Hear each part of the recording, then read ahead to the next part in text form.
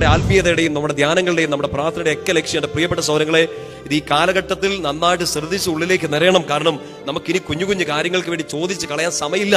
ഈ ജീവിതം ഇനി കളയാൻ സമയമില്ല. നിങ്ങൾ ഇനി എത്ര വയസ്സ് വരെ ജീവിച്ചിരിക്കും ആർക്കറിയാം? ബോണസ് കിട്ടി നമ്മളിങ്ങനെ പൊക്കോണ്ടിരിക്കുകയാണ്. എന്താണെന്ന് അറിഞ്ഞൂടാ. പക്ഷേ അവസാന ശ്വാസം എടുക്കുന്നതിന് മുമ്പ് ഈ വിശ്വാസം ഒന്ന് പ്രഖ്യാപിക്കാൻ പറ്റണം: ഞാൻ അവനോട് കൂടെ ഒന്നായി തീർന്നിരിക്കുന്നു. അതുകൊണ്ടാണ് പൗലോസ് വലിയ ബോധ്യത്തിൽ പറഞ്ഞത്: എനിക്ക് ജീവിതം ക്രിസ്തു, മരണം നേട്ടം.